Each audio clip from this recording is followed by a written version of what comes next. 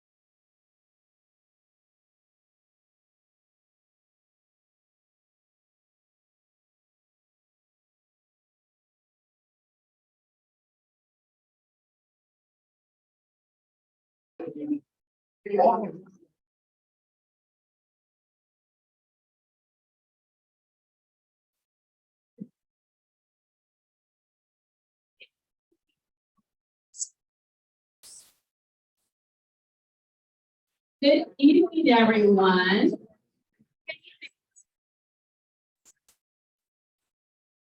I would like to welcome you all back to in person after being virtual for the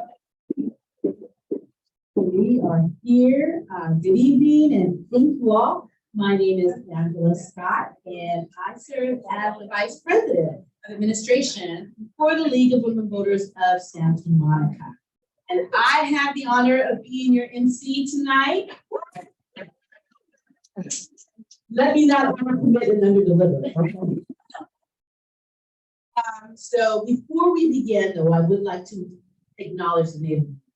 I would like to take a moment to acknowledge and honor the original inhabitants of the areas that the League of Women Voters of Santa Monica represents, and the leagues at all levels, including national, are committed to diversity, equity, and inclusion in policy and in practice, and land acknowledgements are part of our efforts towards becoming a more diverse, equitable, and inclusive organization.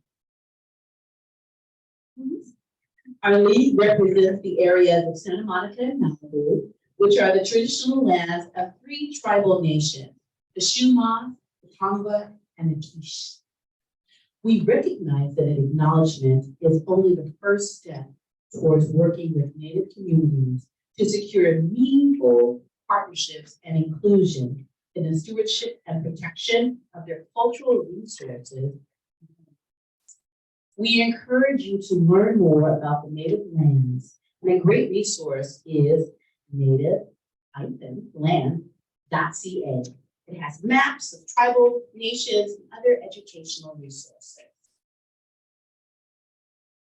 Since this event is a hybrid event, meaning in person and on Zoom, we have a few housekeeping notes. For one, we do have, please keep your Zoom in speaker view. We've set ours here, but if you do so at home, if it doesn't automatically do so, then you can have a better view of everyone. You'll be muted for the duration of the program unless you're presenting at any point, in which case you'll be requested to unmute when it's time for you to speak. We are recording the program, so if you're not comfortable with your image being recorded, please turn off your video in the bottom left-hand corner. We encourage you to use the reaction buttons, which I think we are all familiar with, right? Clap and cheer if you're on Zoom, alongside with our lively audience tonight, right? A big thank you to Erica Leslie over there, who currently serves on the Rent Control Board and also a downtown Santa Monica commissioner. She's running tech for the evening, no pressure there. Okay, so a little bit of background. It was just 16 years ago that our league decided to host an event that we called Women Who Shapes. And we typically host it in March, which is Women's International History Month, to honor women who have made significant differences in the community. The theme of Women's History Month this year is celebrating women. And I think this evening we're going to find some amazing women with amazing stories. And you should know this from myself. As far as being a storyteller and enjoying the stories of others. I think it's by learning and hearing about the stories of others that we continue to grow as human beings and as global citizens. So always take time to learn about those around you, because no one's journey is the same, and we can all grow and learn from one another. And I do hear a phone, so maybe that's a note to us all. Come on, silence. I know I had to do mine a little while ago. So this evening, you'll get to meet or get reintroduced to 4 incredible women who have dedicated themselves to improving the life of our community and its people. While our focus this evening is on the local community of Santa Monica, the lasting positive impacts that our honorees have made reach far outside our small but mighty city. We hope their stories are as inspiring to you as they have been to us. For all of us in person, you will see us presenting honorees with yellow roses, yellow rose pins, and certificates, resolutions, and commendations from the League and all of our elected officials' offices. And that would be the City of Santa Monica, Assembly Member Rick Zieber, Senator Ben Allen, Supervisor Lynn Horvath, and Congressman Ted Wu. They all have representatives tonight who are also going to be giving our honorees certificates. These are all presented live during the program. So another favor we'd like is to, when we have everyone come up, we will pause just briefly for snap. If you want to do another picture later, let's do that at the end, so we can kind of keep it where we go. I would also like to thank a few folks who made this event possible. That would be Barbara Inatsulu, who is my fellow Vice President Program.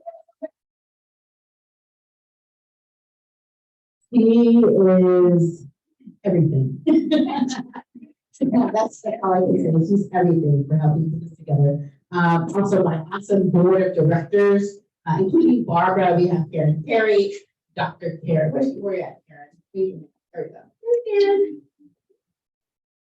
We have Dr. Karen Gunn, who is traveling. We're all living vicariously through her. We have Kathy Tilly. Kathy, we got the registration paper. Kathy, come on, you here now. We have Jackie Pepper, who is on Zoom, and we also have Sharon Hart. Sharon, wave back here. And Ann Williams, who is also on Zoom. And then we also have Melissa Sweeney. Melissa, thank you for putting the lovely flowers and program together. Oh my gosh. I can never do it. So, now we get started. Tonight, we'll also honor a special leader with our youth's highest honor, the Crystal Pankhurst. At this time, though, I would like to recognize all previous honorees, especially those who are with us this year. So if you are here, if you could either stand or wave, that would be awesome. So I'll just go in, and if you look at the back of your program, you can see who those honorees are. We have in 2008, it was Eileen Fogarty, Barbara Stitchfield, Louise Jaffe, Will Rosen. 2009, we had Misty Kearns, Jean McNeil Weiner, Linda Gross, and Joanne Levitt, who was our first Pankhurst. 2010, Maggie Hall, Yael Kapagiri, Fran Havley, Barbara Natsugu, and Betty Mueller, who's also a Pankhurst. Again, these are all of our previous Yellow Rose and Pankhurst. 2011, we had Rosemary Reguito, Marsha Mutri, Maria Rodriguez, and Sherry Ojean. 2012, Barbara Stinchfield, Peggy Harris, Doris Sosin, Judy DeVille, and Judy Abdul, who we hear from later today this evening. We had 2013, Irma Lyon, Julie Eisenberg, Robin G., and Karen Perry. I think that's it. 2014, we had Eula Fritz from PAC. Eula, we all know she's super busy. Kate Bernez, Irene Zibi, and Rose Cox. 2015, we had Rochelle Finale, Julie Miel, Julie Russ. Oh, on Zoom, all right. Thank you, Ted. And Sammy Jacobson. 2016, we had Betsy Hitshaw, I'm sorry. Janet McKeith, and I saw you, Janet. There you are back there. Janet, you want to sit down? Oh, Pam O'Connor and Susan McCarthy. 2017, Anita Kemp, Abby Arnold, Carol Carty McNeely, and Linda Greenberg. And 2018, we had Laura Avery, Irma Carranza, Maria People, and Sylvia Rousseau. Sylvia did a lot for the school district. 2019, Sheila Benani, Denise Anderson Warren, and again, Barbara at the Pankhurst in 2019.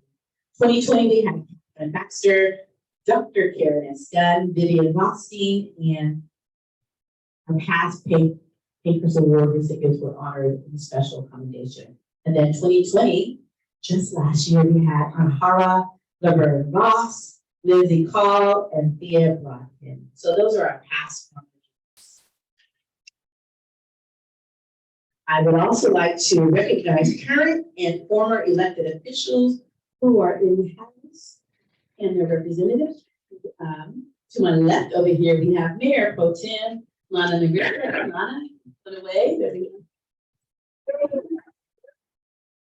Talk and Charlotte, if you have any issues with the city. Maybe not tonight, but she's here. I'm making her leave. From Senator Ben Allen's office, we have his Deputy Chief of Staff, Sam Lou, sitting right there next to him. We have Aurelia Friedman Frank representing Congressman Ted Lieu's office. We have Austin Sear representing LA County Supervisor Lynn Forthbath's office.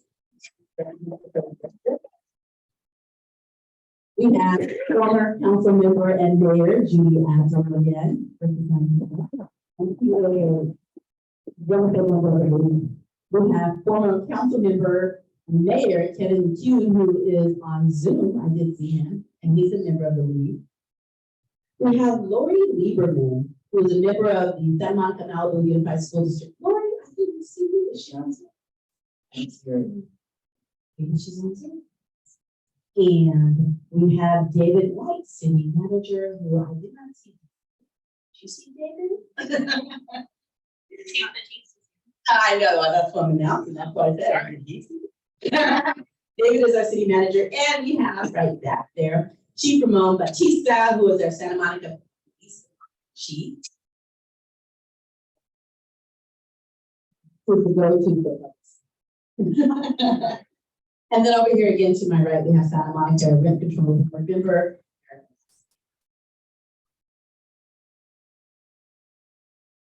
So, are you wondering why a yellow rose? Sorry. Thank you for the rhetorical answer. We have our board of directors member, Ann Williams, who is going to share the Yellow Rose story. So Ann, if you can unmute. Righto, here is the story. As Angela says, you might wonder why we honor women who shaped Santa Monica with the Yellow Rose Award. It goes back to the story of the final vote when the Tennessee legislature ratified the 19th Amendment, making it the law of the land. Here's the story. The place was Nashville. The date was August 18th, 1920, in the middle of a southern summer, hot, muggy, and sweaty. Many in the crowds that gathered probably would rather have been elsewhere, but given the stakes, they knew they were needed in Nashville. The issue was this. A year before, on June 4th, 1919, the United States Congress had voted to append 39 words to the Constitution. Simple, straightforward words, but for all their brevity, nearly everyone who read them or even heard about them felt provoked to take a stand. Those words were those of the 19th Amendment, which, if ratified by 36 states, meant women would have the constitutional right to vote. When the issue was to come before the Tennessee state legislature, the amendment was one state short of ratification. So Nashville was buzzing. The town teamed with reporters from New York, Chicago, Washington, and Boston. Celebrities such as the national suffrage leader, Harry Chapman Catt, were there to help spearhead the drive for ratification. Tennessee women from rural and urban backgrounds, different social classes, and different races worked together in writing letters, making speeches, and canvassing legislators. Despite their diversity, they were united under a single symbol, the yellow rose. Yellow roses were in vogue in Nashville that summer, but so were red roses, the flower of choice for the anti-suffragists. Even the Tennessee legislators showed their colors by wearing roses on their lapels. It became known as the War of the Roses. After a count of which roses were worn on by the legislators, it appeared the amendment would be defeated 49 to 47. In the first roll call, however, Representative Banks Turner came over to the suffragist side, and the vote was deadlocked 48 to 48. The second roll call was taken, and the vote remained 48 to 48. It was all very exciting and agonizing. So, with wilted collars and frayed nerves, the legislators squared off for the third roll call. Wearing a bright red rose, Harry Byrne, the youngest member of the legislature, suddenly broke the deadlock. Despite his red rose, he voted in favor of the bill. With his yay, Byrne delivered universal suffrage to American women. The next day, Byrne defended his last-minute reversal in a speech to the assembly, saying, "I believe we have a moral and legal right to ratify." But he also made no secret of his mother's influence and her crucial role in the story of women's rights in the United States. "I know that a mother's advice is always safest for her boy to follow," he famously explained, "and my mother wanted me to vote for ratification." It turned out he was a yellow rose after all. And this is why we recognize our honorees for their achievements with the Yellow Rose Awards. Dan. Yellow rose, that's so beautiful. And here I am, I thought yellow was like the friendship. So thank you, Anne, for sharing that. Now let's get to the.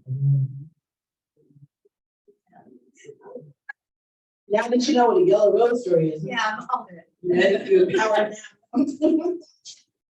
Okay, I am going to now have the video check. Jackie Pepper will be introducing our first awardee.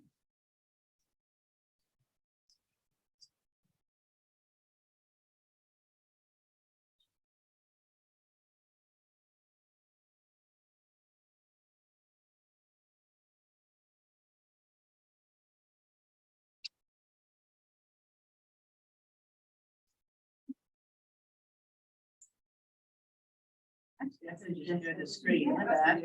Hold on a second.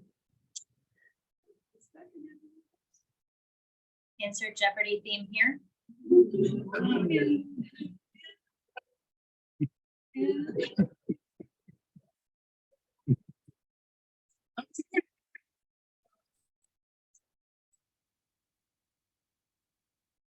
Sometimes I just have to jump in. Y'all see all the screens. Yeah, but I need to share my screen.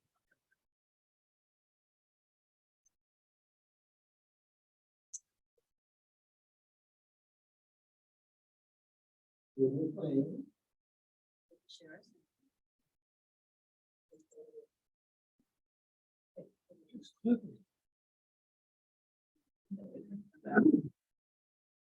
Wait for it to come back. There we are. Voila. Thanks everyone for your patience. I first met Priya about a decade ago when we were coworkers at Yahoo Sports. Priya piqued my interest from the moment we were introduced at the office. I not only saw some of myself in Priya, but also saw someone I aspire to be. Like me, Priya is a pint-sized firecracker with a lot of personality and no shortage of opinions. In our male-dominated industry of sports journalism, I had never met another woman with whom I shared those particular set of traits.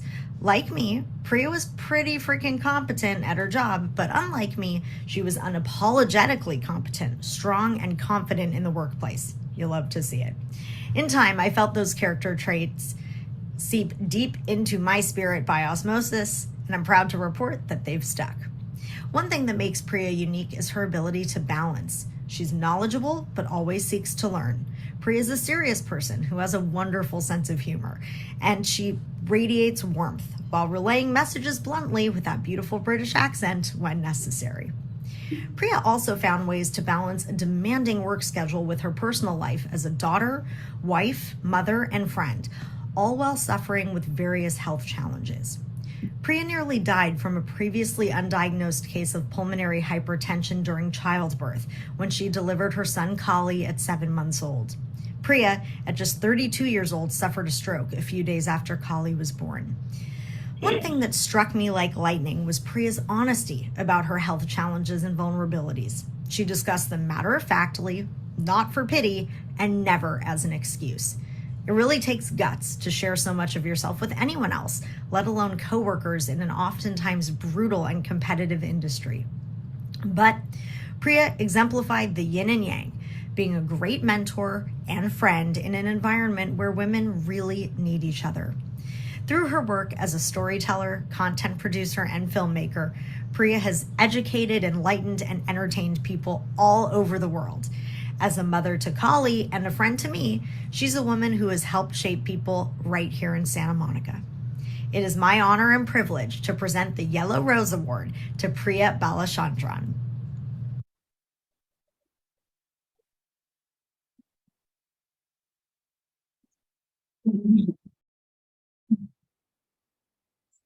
I want to thank the League of Women Voters of Santa Monica for honoring me with this award. And if Jackie was here, I'd say especially Jackie Pepper for nominating me without telling me. Just say it was a bit of a surprise, but I'll go with it. She told you a lot about me, but I'm just going to give you an abridged version of my story. My name is Priya Balachandran. I am a producer and content creator for TV and digital. I am Indian. I was born to immigrant parents, and my first few years of my life was spent traveling. I was born in Barbados, moved back to India. Then when I was 2, I moved to England with my parents, of course, and grew up there. And now Santa Monica is my home. Very happy about that. Oh, great.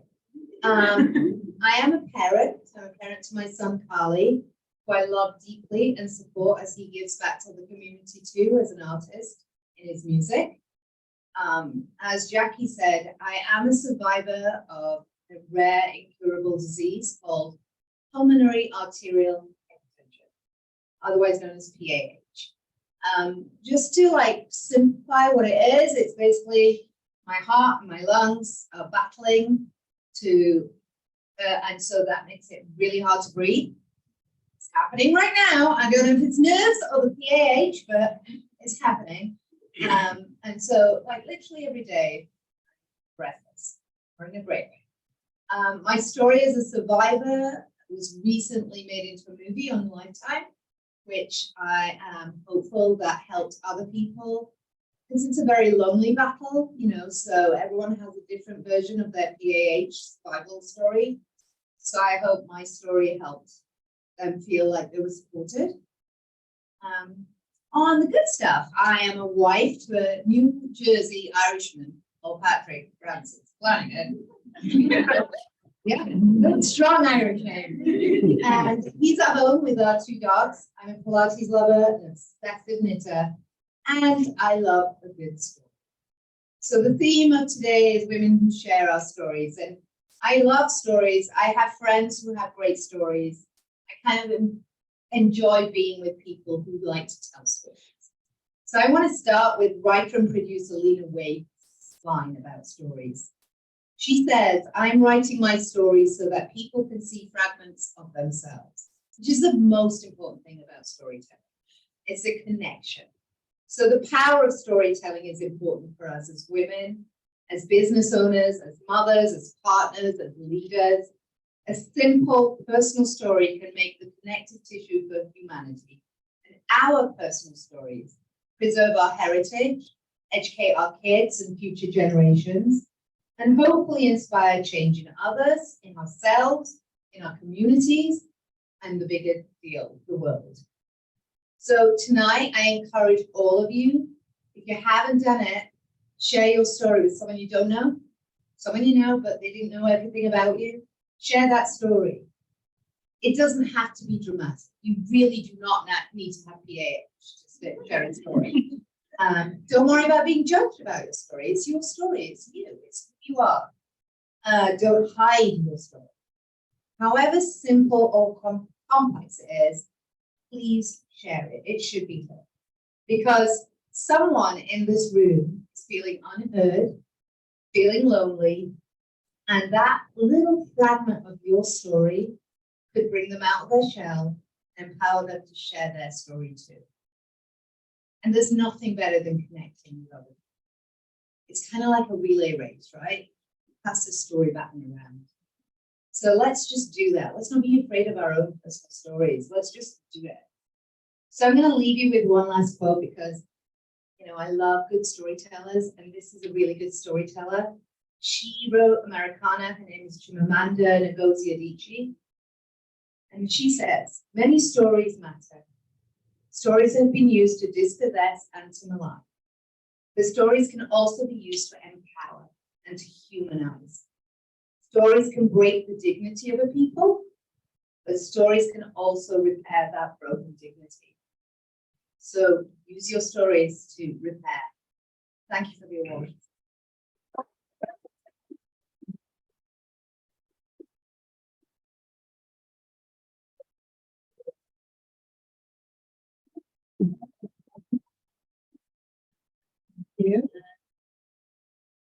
Who's gonna deal yellow?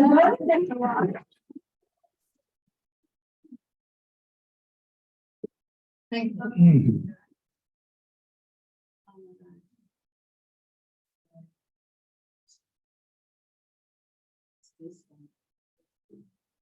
Everyone, I believe everyone has a story. Yeah. And we grow, we go and we grow. You will hear me say that throughout the night because I love celebrating stories. I would now like to invite to the podium, the stage, if you will, Sharon Hart, who is going to present our Yellow Rose Award #2. Sharon, yes.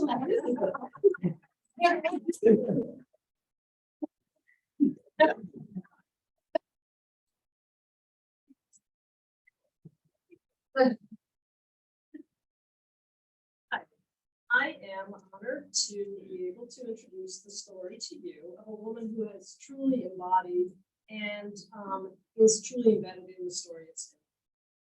Darlene Evans. Darlene was born in Michigan, but has lived most of her adult life in Santa Monica. Like many Santa Monica residents, she enjoys being active in community affairs. In the early years, she was a member of the Santa Monica for Renters' Rights Organization, as well as a member and chair of the Santa Monica Commission on the Status of Women. She has also been a longtime member of the League of Women Voters of Santa Monica and has worked on several of our committees. As a member of the Voter Services Committee, she has been active in researching and presenting ballot measures to various groups. She currently serves on the nominating committee and has successfully added new members to our membership roster.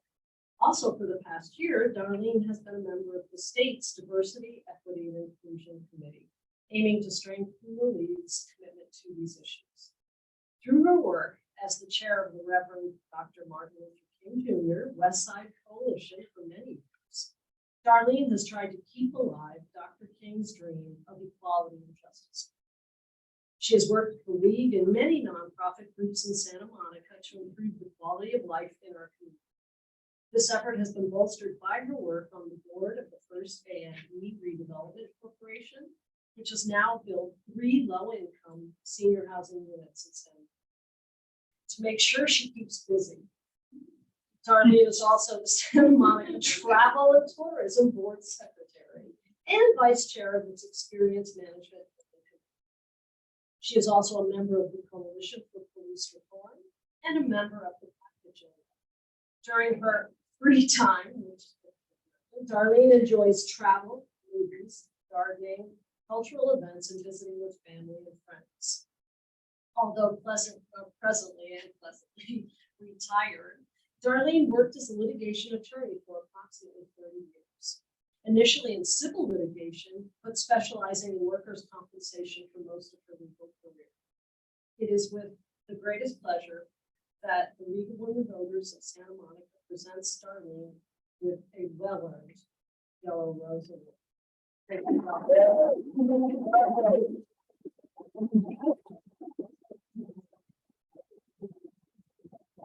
Yay, Darlene.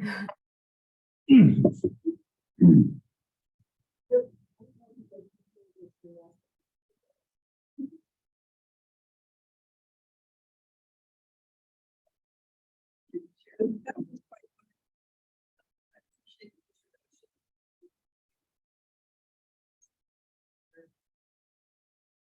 the support and to be nominated or selected as one of the women of Shape Santa Monica.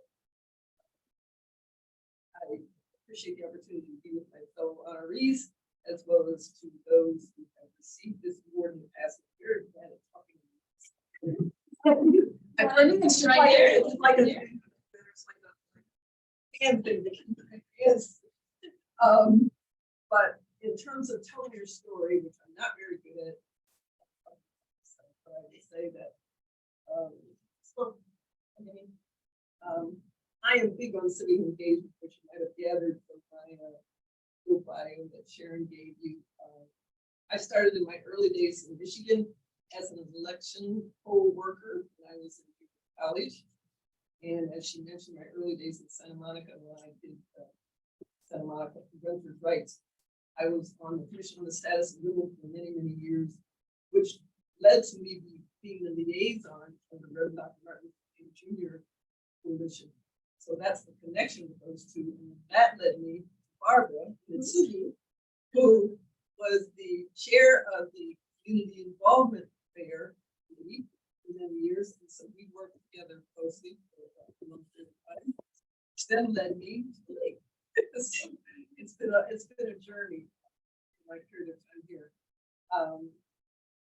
I've enjoyed the league. I really appreciate the learning experiences it has given me. It's sort of like lifelong learning. I have gotten training for advocacy so that I can effectively argue for the things that I'm passionate about, such as voting rights and equity and equality. But my DEI work is very important to me. I'm also very interested in everything. I like knowing stuff, and the league provides you with information about civic events, information about the city council, what they're doing, how to understand what they're doing, and the state league and the country. And so it's just a wealth of information, and my mind just seems to grasp information. I listen to the news constantly. I'm always wanting to be informed, and the league allows me to do that. While at the Fame Redevelopment Corporation, which I was referred to by Michele Wittig, that has led me to be a part of the Coalition for Police Reform, which is also Michele Wittig. So there's a lot of connections in my life. And Cheryl's here amongst the Fame Redevelopment Corporation. As part of my civic duties as chair of the Santa Monica Travel and Tourism, Camille is here, which is the president of Santa Monica Travel and Tourism. And there I learned a lot. First of all, I love to travel, but I also learned a lot about what's going on in the city. And it's very important that everyone realize just how important Santa Monica Travel and Tourism is to the life that we live and the benefits that we have in Santa Monica. They provide a great deal, help to provide a great deal of the funding for city services and things that we do. So it's very huge that I'm doing something really useful. I feel also very blessed that I had some of the best teachers in community engagement from the League of Women Voters, people such as Barbara Mitsugi and Joanne Levitt, Steve Rodkin, people that just you couldn't learn from better examples. It's really terrific. And it's an honor to be a part of the league. All the members, a group of exceptional women, and many who are here in the audience today, that they're just wonderful people, and they dedicate themselves to making Santa Monica a better place. And I think that's very important. I believe in the statement as Hillary Clinton did, that it takes a village. And I believe it takes a village to be able to make this city, this state, and our world a better place, a part of the beloved community that Reverend Dr. Martin Luther King Jr. lived and died for. I think it's very important that we all work towards that. I'm very fortunate. I've been blessed with a great support system, a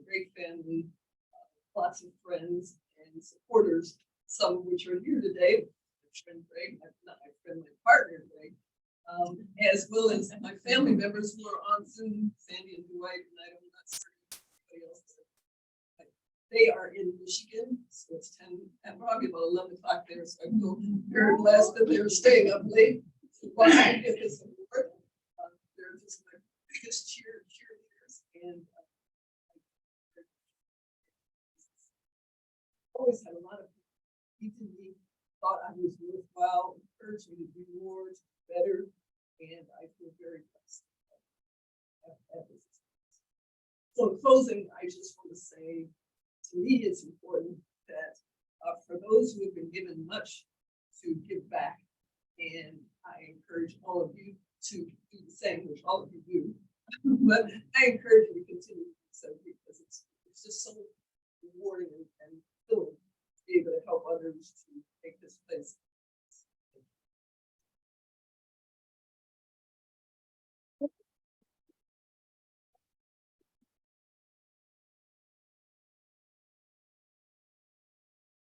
And now.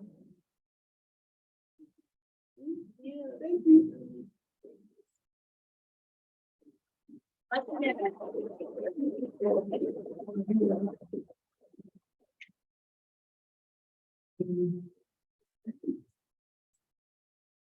I think Darlene brought up a really good point in the importance of surrounding yourself, creating a village, creating what we call your personal world. That's your family members, that's your loved ones, those are your friends, those are your mentors, those are your accountability, the ones that do not let you be stifled, but continue to inspire you. You know, iron sharpens iron. So make sure that everyone, you all have your personal. I have my rhythms on. I'm kidding. Next, we have Funny. I'm doing stuff with this. I need to think ocean. So it was Red, Harmon around. I just wanted to thank you all again for just being hospitable with us. There's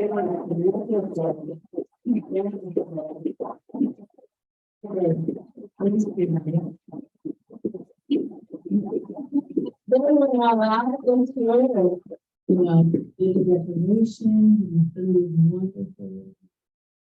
Great views, and it's just a great atmosphere to celebrate.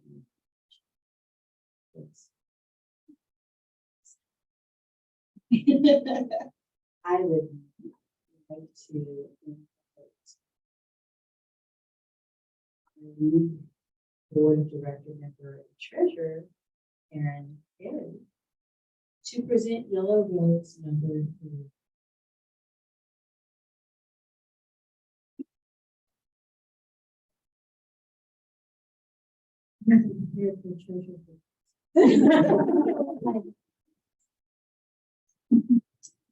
So I am invited to present this Yellow Rose Award and introduce Michele Wittig.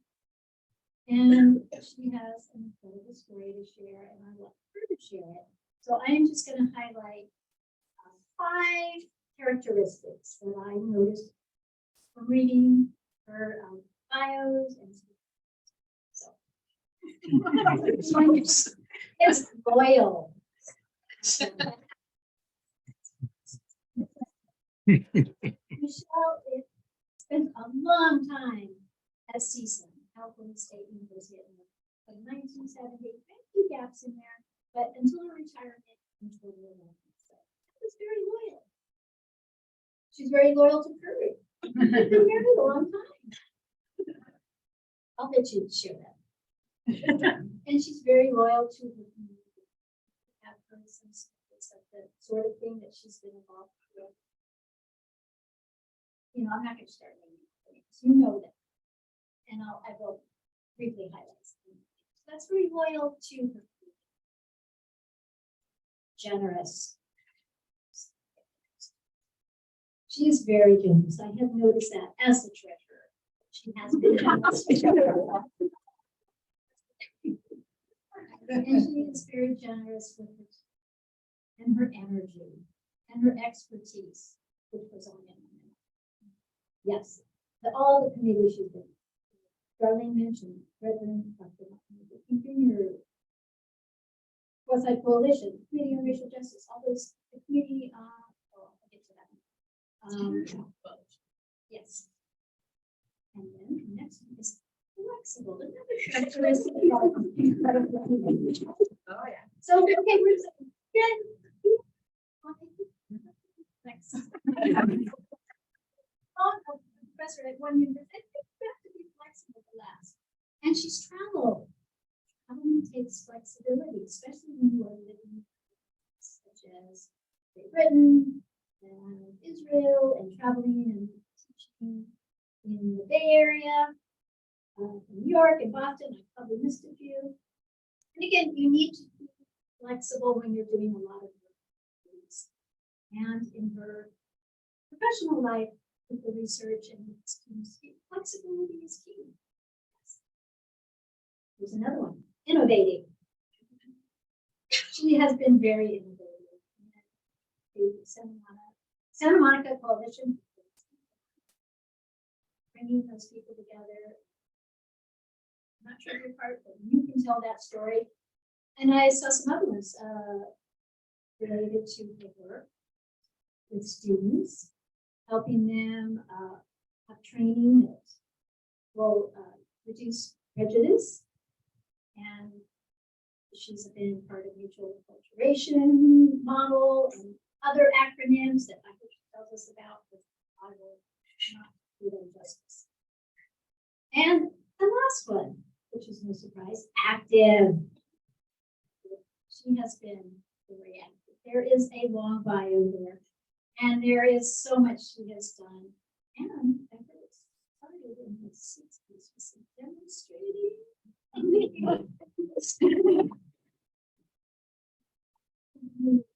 Recognizing consultant to things such as the Red Cross and the President. You're a conflict mediator. There's, I mean, the list goes on and on, but I will stop it here to say that I am really happy to hear from Michele herself for more of her story.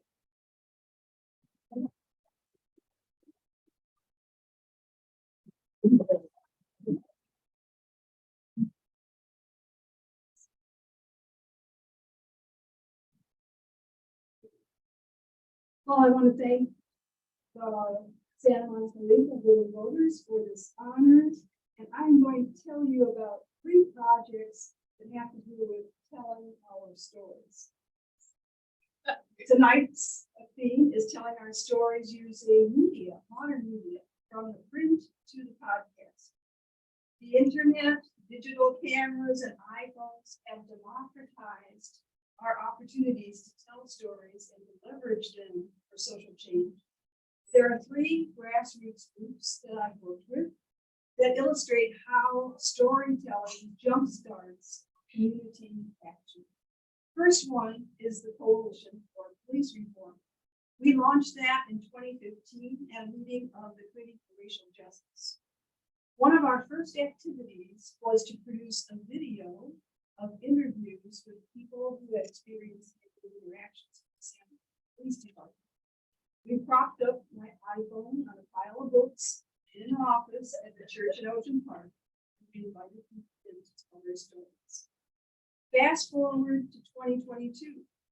Now there is a public safety commission, and we member Angela Scott, along with Heidi Cruz, co-chair the community engagement committee of that commission.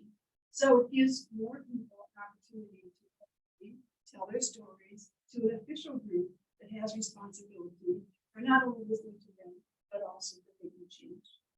In response, the Santa Monica Police Department has just rolled out a comprehensive overhaul of their complaint process that promises to restore community trust in the investigation of those stories.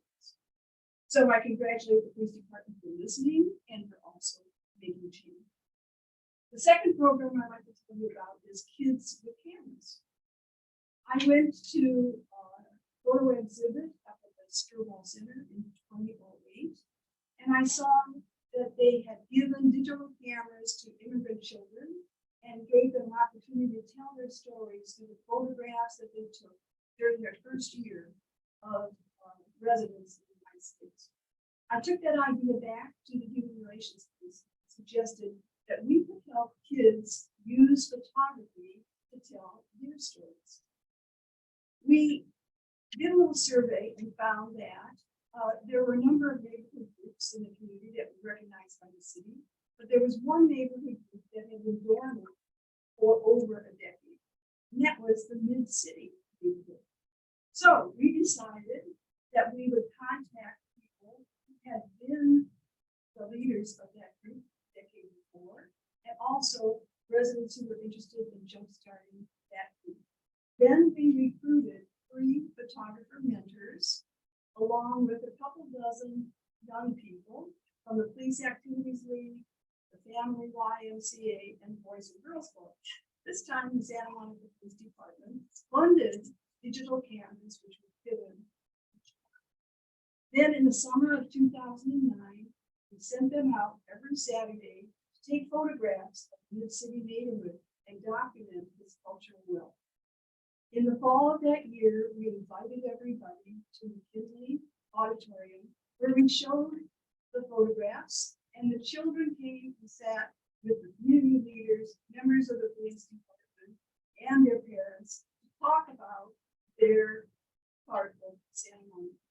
As a consequence of that, we jump-started that community group, and I'm happy to say that it's a very active neighborhood group today.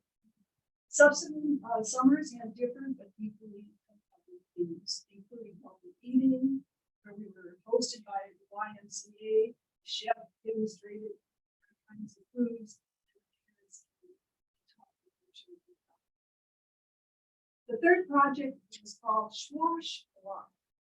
It stands for showers, washers, and Maria Finkel, one of the authorities of the past, came up with that acronym. In the late 80s, you might remember that it was during Mayor Judy Abdo's leadership, there was a free public electronic network that was given to the city of Santa Monica by Hewlett Packard.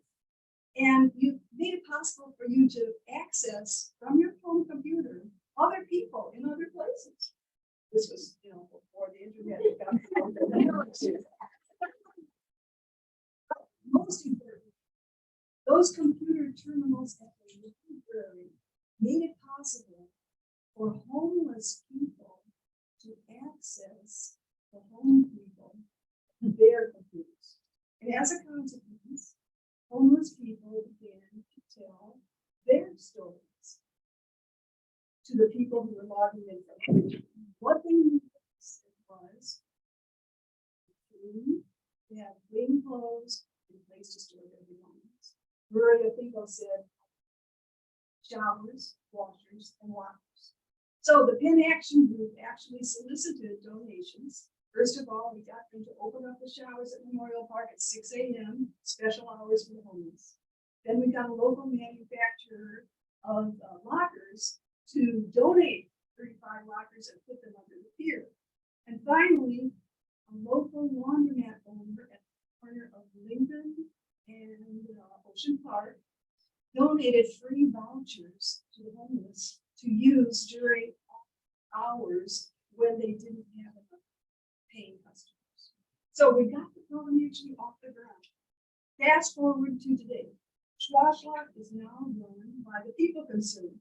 And in the last year alone, 25,000 showers were taken by homeless people and 3,000 loads of laundry were done.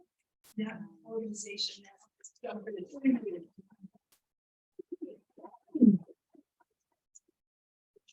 So these 3 programs demonstrate the power of telling stories and how it can change your community. And you won't have to come another time to find out about me. Because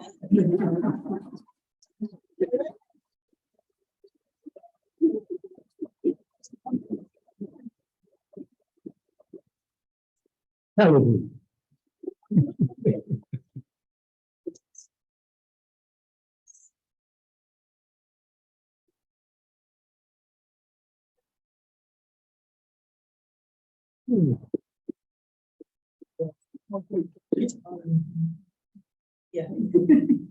I have, I guess I can say I've known Michelle, that's Michelle, 30 years. They were both professors at CSUN. So I knew her from a distance when I was there. My dad's like, "What are you doing?" Honors and they keep my class. But I always did. I wanted to see her. Blessed to put her in this life and be working.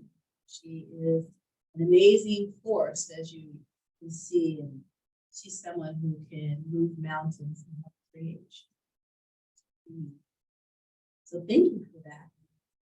That was a story in itself, just even talking about how the unhoused. That is. And so now we are going to honor our final award this evening, which is our Christopher Pankhurst Award. And so I'm going to invite our league member, former council member, and mayor.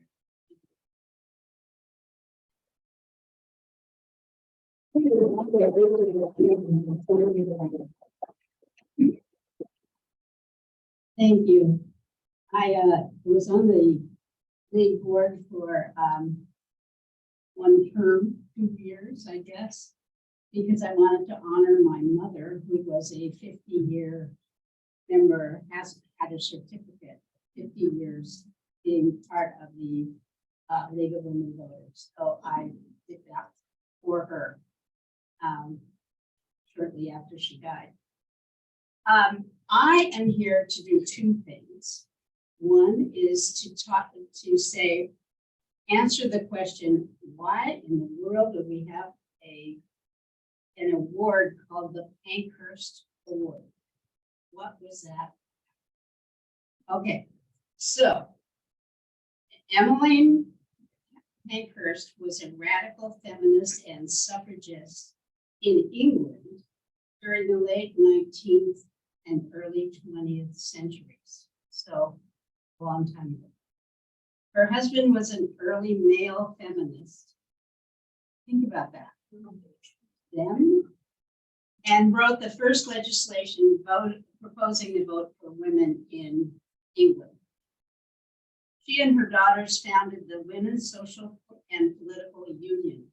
Their activities were a major influence on the young American Alice Hall. We know her name, right? When she visited England before her activism for full suffrage here in the United States. And Alice had recently returned from England in 1913 when she helped organize the March on Washington. An interesting footnote, somebody pulled out, probably Barbara in its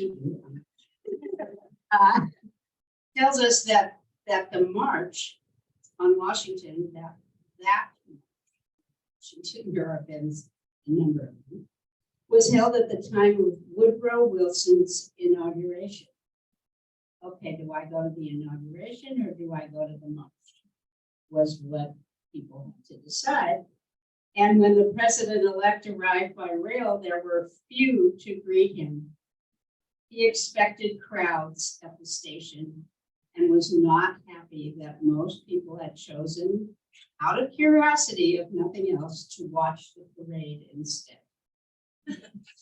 Okay, remember the timing of all of that. Emmeline had 3 daughters, all as headstrong as she was. Christabel was the middle child. She was a bright young woman, frustrated by Victorian society. Think about that.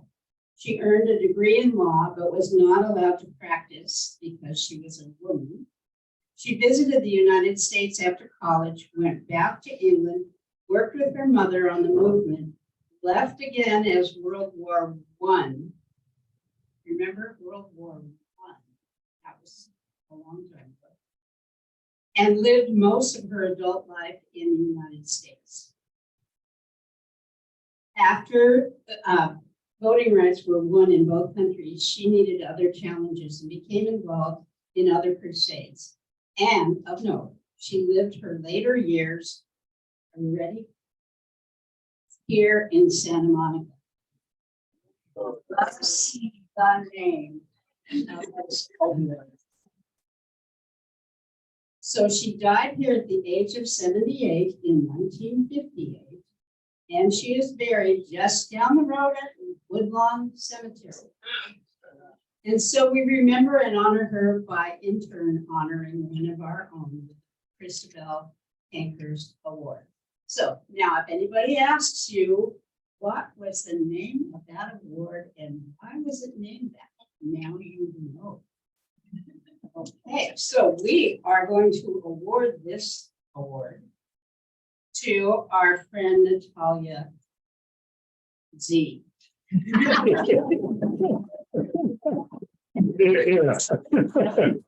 Right. I do know how to say her name, Zernitskaya, but I loved how she called herself Natalya Z. In this last campaign. She's been part of the Santa Monica community since 2010, when she came to the Los Angeles area after earning her BA in economics from UC Santa Cruz. I have to say an aside here. For a different reason, I was in Santa Cruz when she graduated. At her graduation. Why was I there, you might ask? Some of you know Zachary Geisel, who is not my son. I don't have a son, but he sort of acts like him. And I sort of act like his mother. And he lives in my house. And he is best friends with Natalya. So when I went to his graduation, there was Natalya. And I met her and was very, very impressed. So it's because of me that she moved here, I'm sure. So she and her family moved to the United States from Belarus as Jewish refugees in the mid-90s after the fall of the USSR. I'm sure there are lots of stories about that. I don't know. But in addition to her professional career in the financial services industry, which is where she puts a lot of time, she's very active in her local community and spends many evenings and weekends engaging in efforts to make Santa Monica a more inclusive, equitable, accessible, and sustainable place. Now, how many of you know people who read the entire council packet every meeting? Not everybody on the council does. And there are not very many of us in the public who read the whole thing every meeting.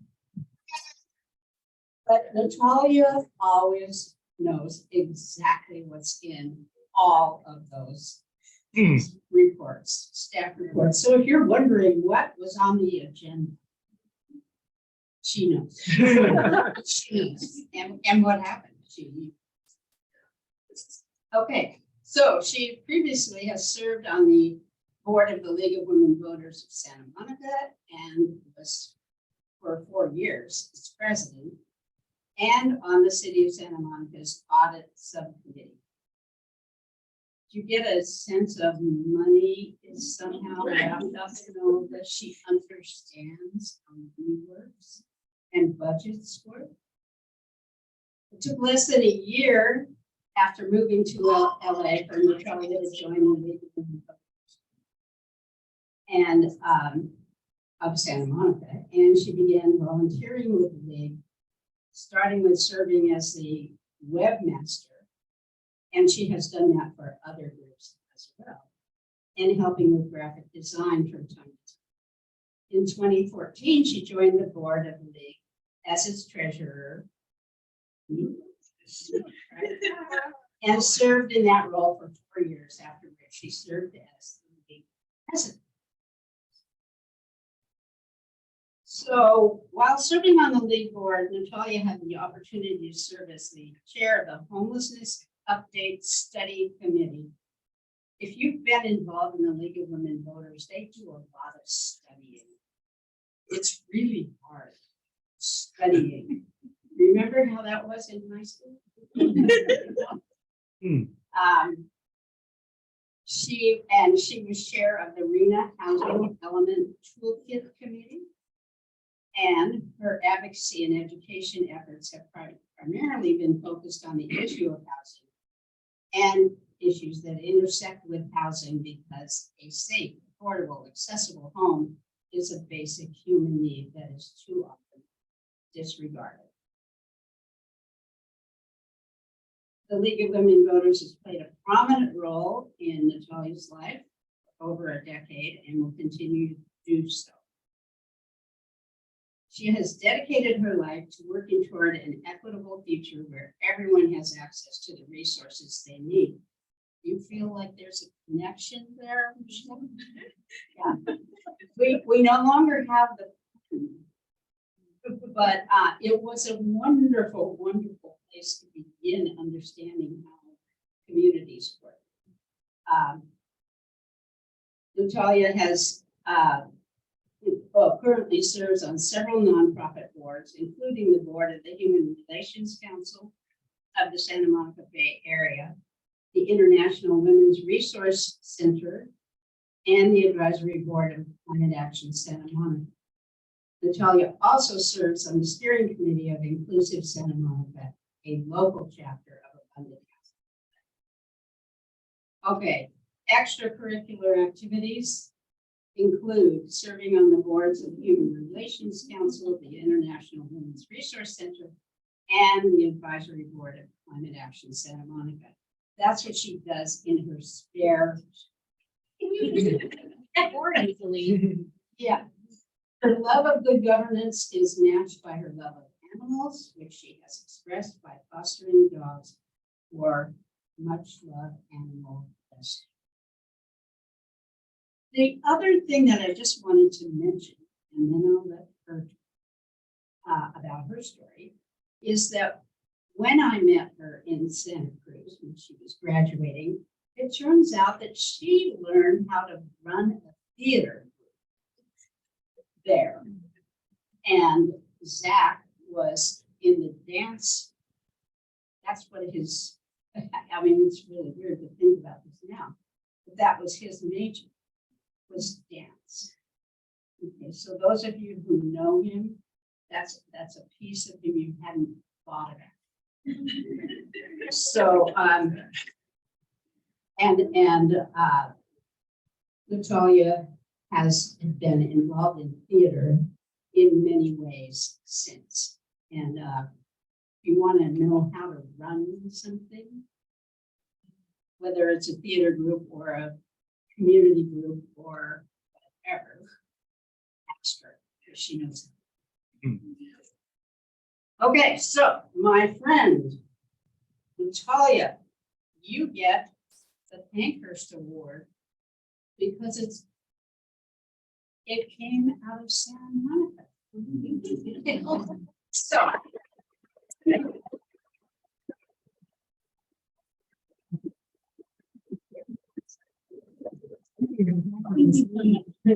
Lovely introduction, Judy.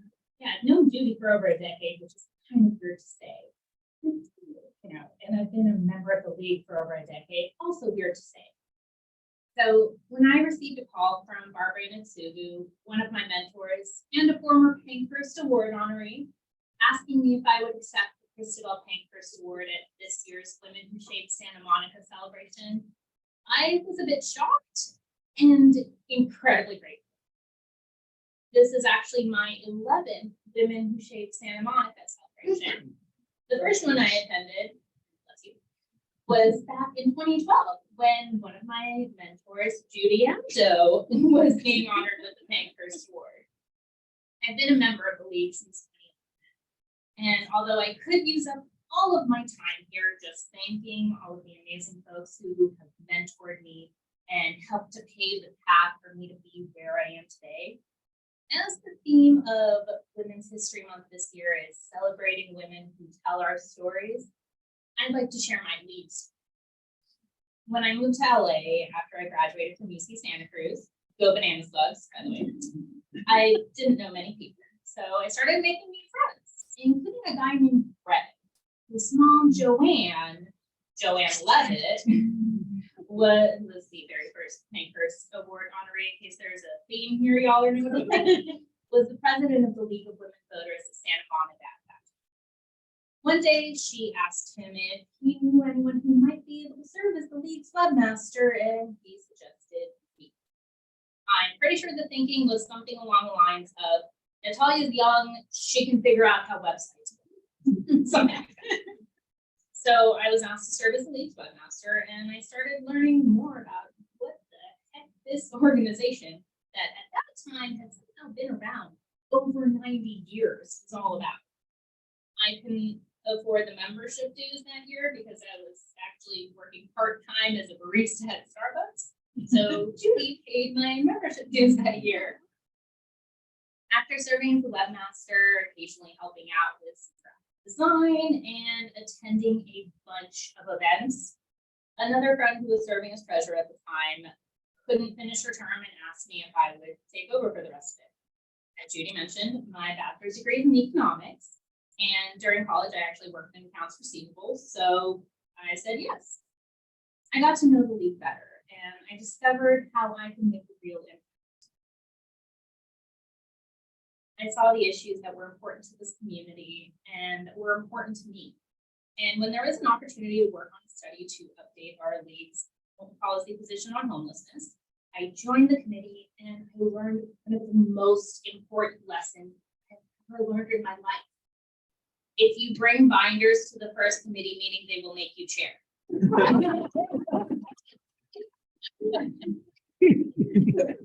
Our committee produced such an excellent study guide that it was held up as an example of what a study guide should look like. And when I went to my first League of Women Voters of California convention, members of other leagues were asking for copies of it. And parts of it were actually used to help develop the League of Women Voters of California's homelessness action policy. I started delving deeper and deeper into how the issue of housing intersects with everything else that's important to me, especially women's ability to thrive. And reflecting on how housing policy had impacted my family and myself when we escaped the former USSR as Jewish refugees. How the affordable rent-controlled apartment in a walkable San Francisco neighborhood allowed us to live in a great school district, and for me to benefit from all of the advantages that came with. When we were wrapping up our study, I was nominated to serve as president of the League of Women Voters of Santa Monica, and as, again, Judy mentioned, I served in that role for 4 years, half of which was through the pandemic.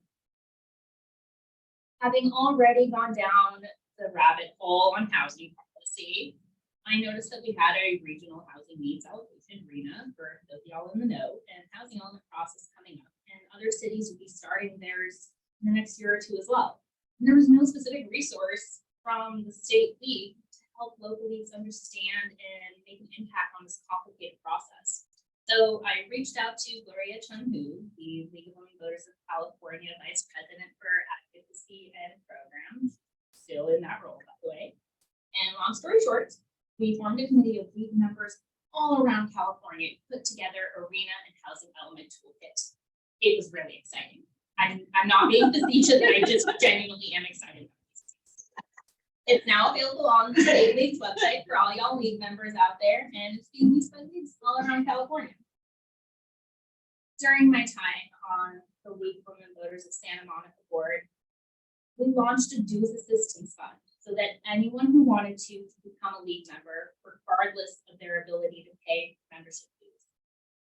We sent many, many advocacy letters, brilliantly edited by Barbara Nexugu. We put on a forum on homelessness. We hosted a series of panels on housing, which are available on YouTube for anyone interested. And we achieved our goal in 2020, the centennial anniversary of the passage of the 19th Amendment and of the founding of the League of Women Voters of the United States, of having at least 100 members. I am so lucky to be a League member. And I'm so incredibly lucky to have such amazing mentors who committed to developing the next generation of leaders, who showed me how to be an effective advocate for positive change in my community and beyond. If you are not currently a League member, it is really, really easy to join, and I won't be offended if you pull out your phone right now. You can just go to lwvsantamonica.org/join and follow the link to join online, unless you're one of those folks who really enjoys writing checks, in which case you scroll down to the form and send that in. Take your check. I love being a League member.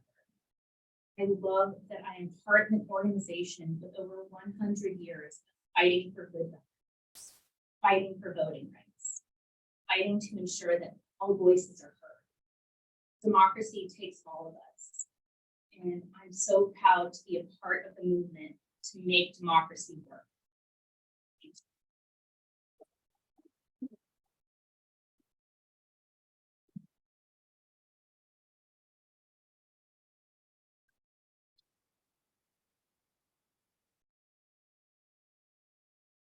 You.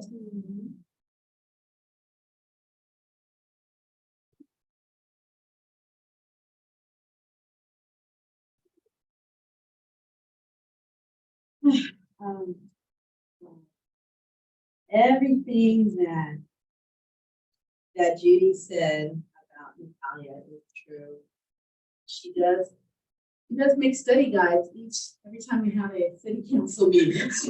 That is very true. It's very true. And I love reading. We just read what she wrote, the city staff report. She's amazing. So this time I would like to go into the commendations from our elected officials.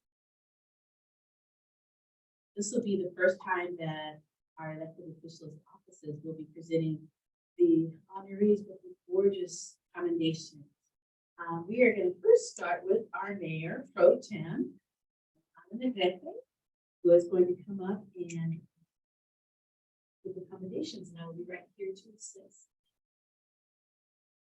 Thank you. First of all, I just want to thank you guys for having me and sharing your story.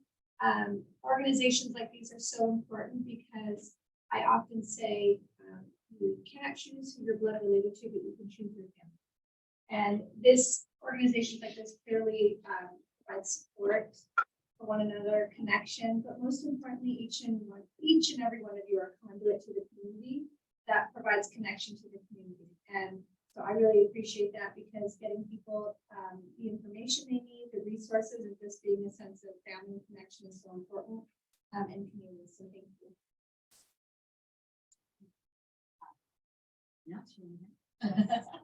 Okay, the first one is Priya Balachandran.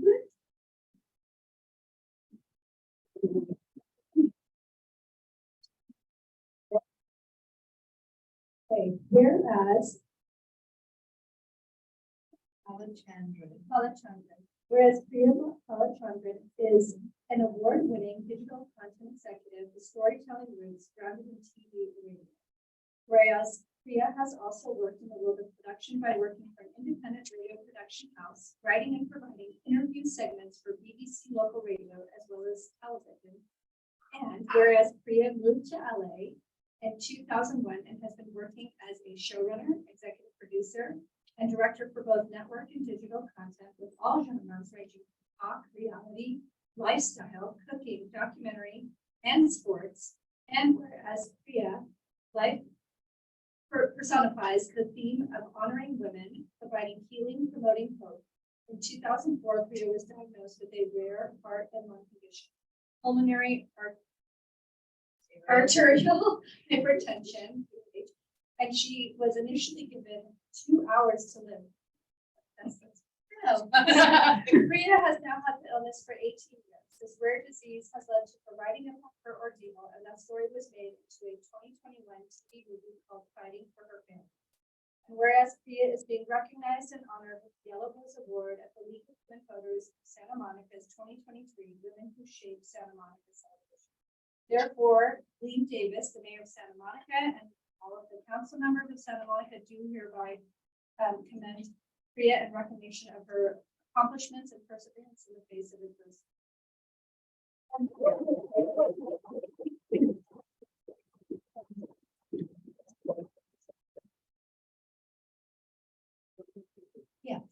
Not sure. Too many things. All of Priya's friends. All three friends, all three. All four. Can we all say the BBC?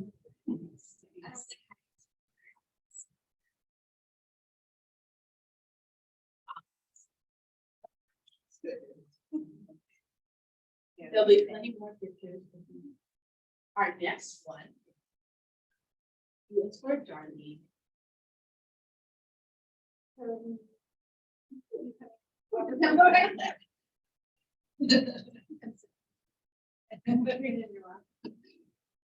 Okay, this commendation goes to Darlene Evans. Whereas Darlene has lived most of her adult life in Santa Monica and has been active in community affairs much of that time. She was an early member of the Santa Monica Renters' Rights, as well as a member and chair of the Santa Monica the Status of Women.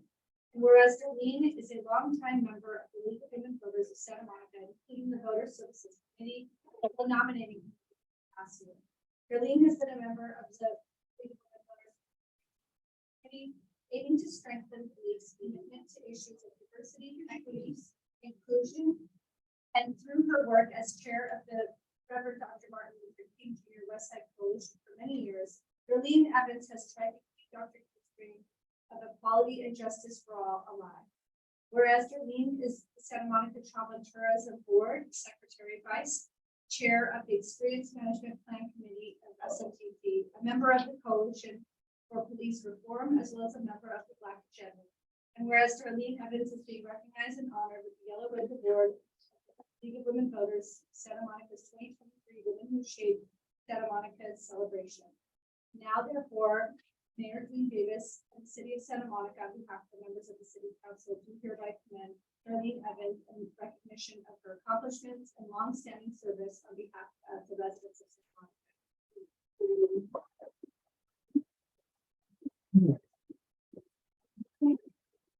Everyone.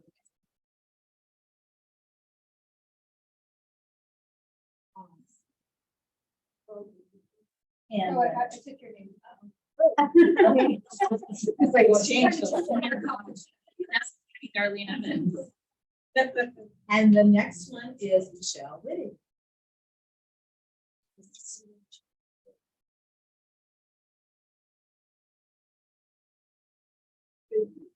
Was purple a theme? I didn't see nothing in the line. So this commendation goes to Michele Wittig. Michele Wittig has been a resident of Santa Monica since 1970. Year she joined the faculty of psychology of CETA. Her research led to her studying bias and developing strategies for identifying and reducing the resulting group-based inequities. And whereas Michele Wittig developed and launched high school-based interventions that taught minority, immigrant, and first-generation American students how to harness their cultural wealth and overcome stereotype threat to increase academic achievement. And whereas Michele Wittig's service includes work with Reverend Dr. Martin Luther King Jr., Westside Coalition, Fame, Santa Monica Redevelopment Corporation Committee for Racial Justice, Santa Monica Malibu Unified School District, Human Relations Council, among others. And whereas in 2015, Michele Wittig the Santa Monica Coalition for Police Reform, which meets quarterly with the leadership to advocate for change in local policing policies and practices. I don't have my glasses on yet, but I really and whereas Michele Wittig is recognized and honored with the Yellow Rose Award of the Voters of Santa Monica 2023 Women Who Shape Santa Monica's celebration.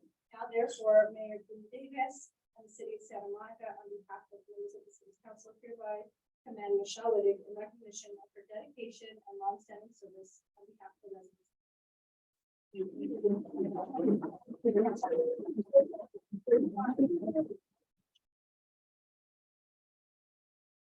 don't know why didn't bring my glasses, but this is very small writing, okay? I would allow you mine. Natalya Zernitskaya. Yeah. Reading the whole thing. Hey, Natalya, you're the nicest person to run. I just want to. The civil discourse. Yes, exactly. It would feel like we're here. This commendation goes to Natalya, I'm gonna say. That's totally fine. Yeah. Natalya Zernitskaya, who has been a part of the Santa Monica community since 2010, when she came to the Los Angeles area after earning her BA in economics from UC Santa Cruz. And whereas less than a year after moving to LA, Natalya joined the League of Women Voters of Santa Monica and began volunteering with the league in 2014. She joined the board as its treasurer and served in that role for 4 years, after which she served as league president for 4 years. And whereas while serving in the league board, Natalya had the opportunity to serve as chair of the Homeless Update Study Committee and as chair of the RENA Housing Element Toolkit. Her advocacy and education efforts have primarily been focused on the issue of housing and the issue that intersects with housing. And whereas in addition to her work with the league, Natalya has also serves as the board of the Human Relations Council of the Santa Monica Bay Area, the International Women's Resource Center, and the advisory board of Climate Action Santa Monica. Whereas Natalya is being recognized and honored with the Christopher Pankhurst Award at the League of Women, League of Women Voters of Santa Monica's 2023 Women Who Shape Santa Monica's, Women Who Shape Santa Monica's event. Now, therefore, Mayor Davis, Mayor of the City of Santa Monica, on behalf of the members of the City Council, hereby commend Natalya in recognition of her accomplishment and long-standing service on behalf of the residents of Santa Monica. Thank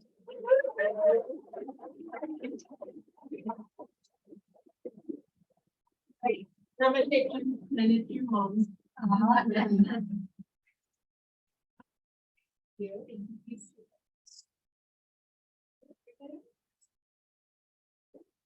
Barbara. Barbara, by the way, is the person who got me into public policy and legislation. So.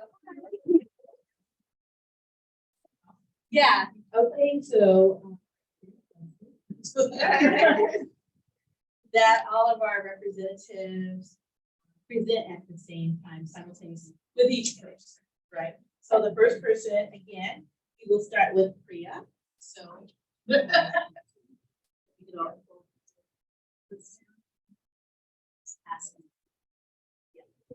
Pass them on.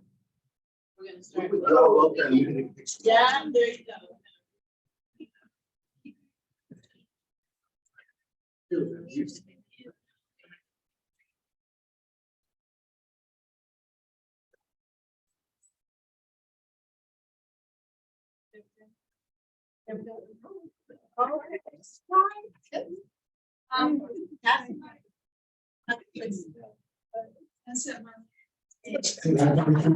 On behalf of the state senate and state senator Ben Allen, congratulations on your award.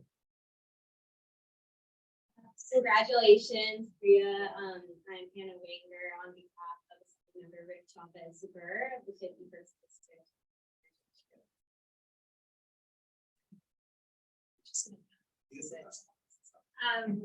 I'm a really frequent Frank from Congressman Tapley's office, and as a mother of an almost 2-year-old, hearing your story is very impactful to me. I experienced postpartum depression after I had my son, and while it doesn't compare to what you went through, it just spoke to me. So I wanted to share that.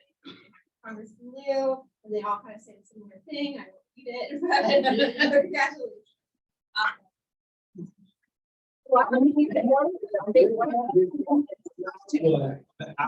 Advisor Lindsay Horvath, it is my genuine pleasure to present to you the certificate from the County of Los Angeles. Thank you for all the incredible work that you've done and telling your story. It's inspiring us all. Thank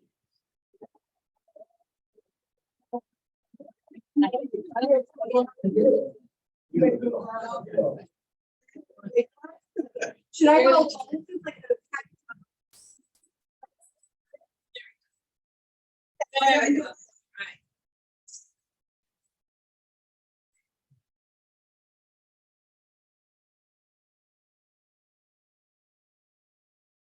Okay, y'all stay there. Whoa, switching to the next person. Thank you. Hang on to your mic.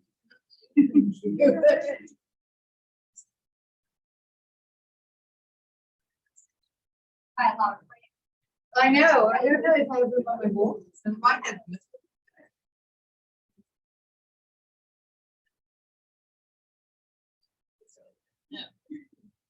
You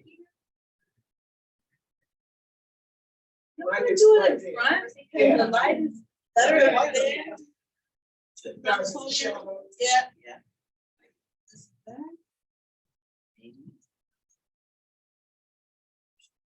There we go. There we go. Okay, mark next green mark. Okay, let's do that.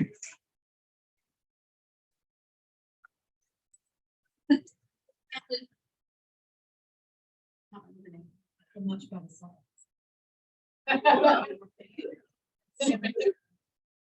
Are we seeing now?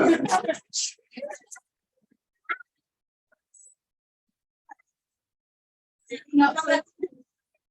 Is that how you're gonna do it? Okay. Take a bite, I can project. You can project. Congratulations on behalf of the film. Your work is so important and truly inspiring. Who you are as an individual. So again, On behalf of Supervisor Lindsay Borbath, thank you so much for your dedication to your community, for never stepping back from a hard fight. It is so obvious that is who you are, and it's a blessing to be in your space. Thank you. Congratulations, Darlene, on your award from State Senator Ben Allen and the State Senate on the well-deserved award and well life.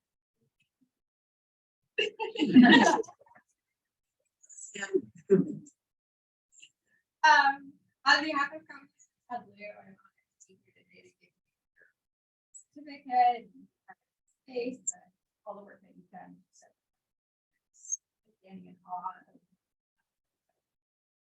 Congratulations.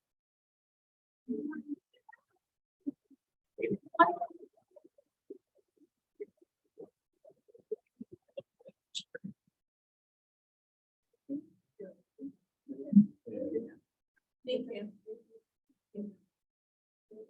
I think we all want to know. Really familiar. We go to the same thing. Right, right. But it's a big topic. Okay, I felt it when the mic was there. Let's just put a song.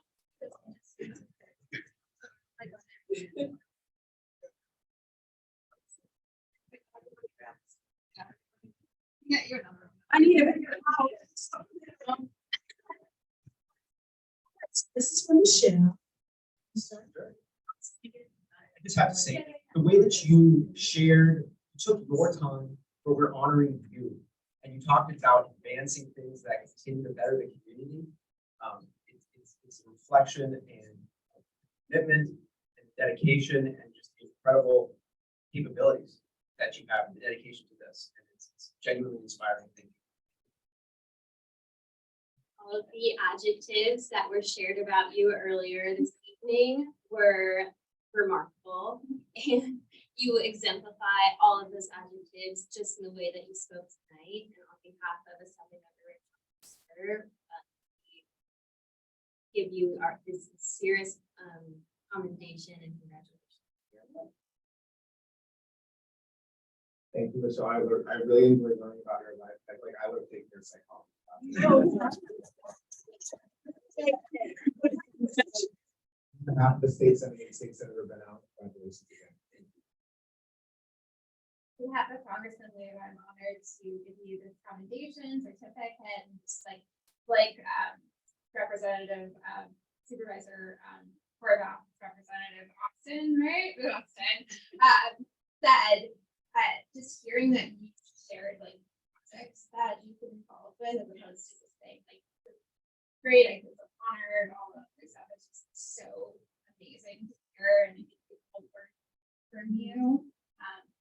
I just want to say aside, I really enjoyed this event and I've been here even before the pandemic and just kind of coming and learning. Like, I know some some of the folks that have been on here, but like kind of learned about you folks and how you impact the community in all the different ways. That's super, super busy. There we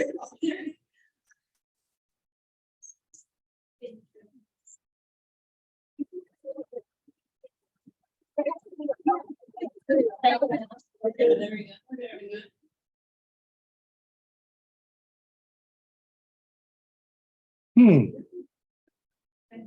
You got it?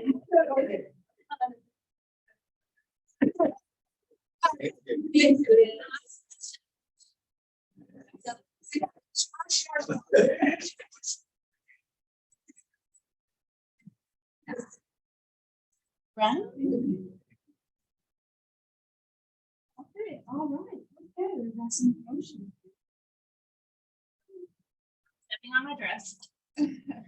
Natalya Zernitskaya. Wait a minute, sorry. Hey, I'm gonna take just a moment on this one. I'm sorry, Ms. Priya, Michelle, your words of getting to hear your stories for the first time today has been incredible. I have known Natalya's story for the better part of this last decade. And I don't know if I can think of a single person who can talk the way that Natalya does. The way that Natalya sacrifices, she doesn't even say it's not even free time, it's just what she does. And the fact that she throws down in the spaces she does with no guarantee of any outcome, simply doing what she believes is the right thing to do because it's the right thing to do. I have never seen her walk. I've never seen her step up aside from a real challenge.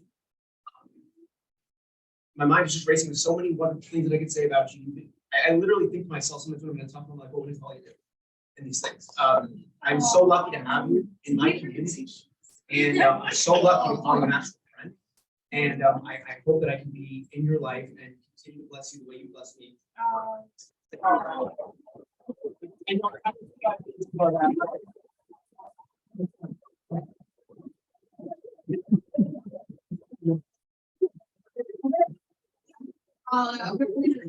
Take a moment here. I spoke to Natalya the first time yesterday, and just by speaking with her on the phone, I could tell how incredible of a person she is. Seriously, without a doubt, like you are an amazing human being. What everyone says about you, everyone speaks so highly of you. Congratulations on this well-deserved award, and on behalf of Assembly Member Rachel Super, congratulations. How you call it out, but I can share a story. I feel like it was 3 years ago during the pandemic, there was the Woman Who Shaped the Santa Monica Award. And it's like you were, I don't know if you were the MC, but you had like a purple saban bowl or something. And that brought me so much joy during the pandemic to see that. And then Barbara Hanson's grandchild singing the line. Yes. That one night. So I feel like that brought me. On behalf of State Senator Ben Allen, we love you. Congratulations.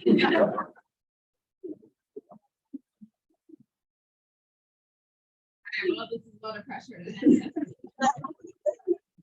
I really have known you since I was 19, and I just remember like I was fairly new to the congressman's office around 2018, 19, about a year or two in, and you just felt like a friend immediately after like meeting you. Just like I don't even know what it is, like you just have this like warmth and energy, and just like I just know whenever I'm in the space, like I'm welcome.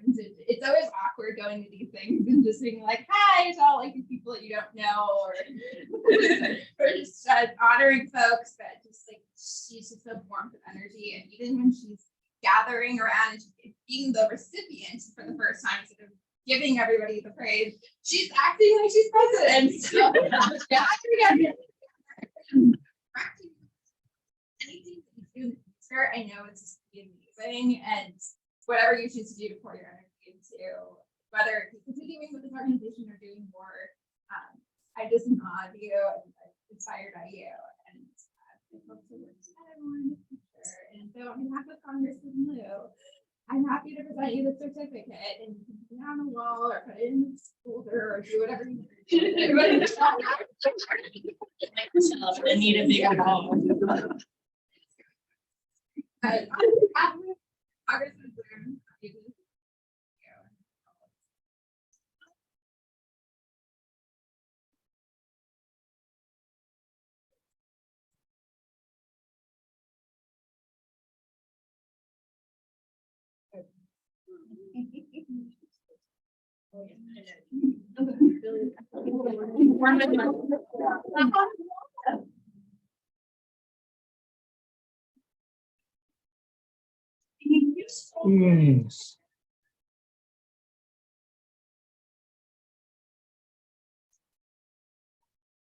Yes, indeed.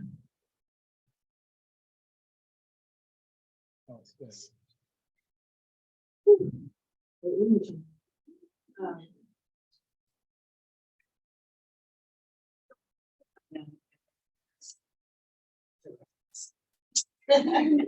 Um, just congratulations. I mean, yeah. Sam. You brought up sung by Miley Cyrus.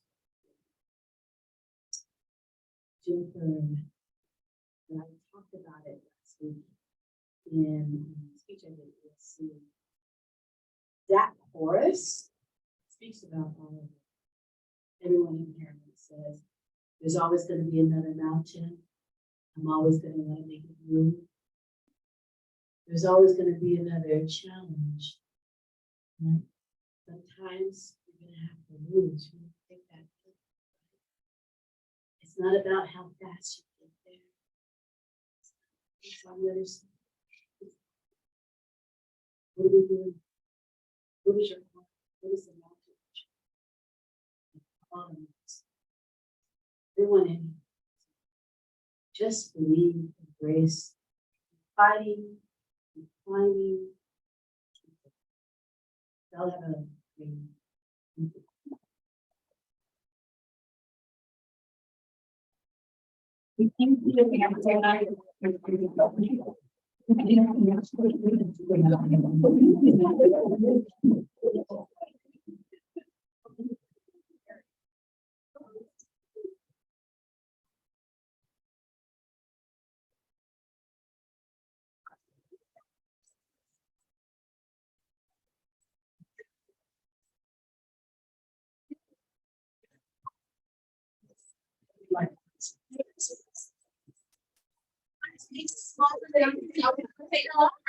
I didn't notice a jacket in the front of the back chair. So if you guys have power there, do take a look around for it. I'm not sure if it's happened just now. If you have a coat, there is a there's a hat. There is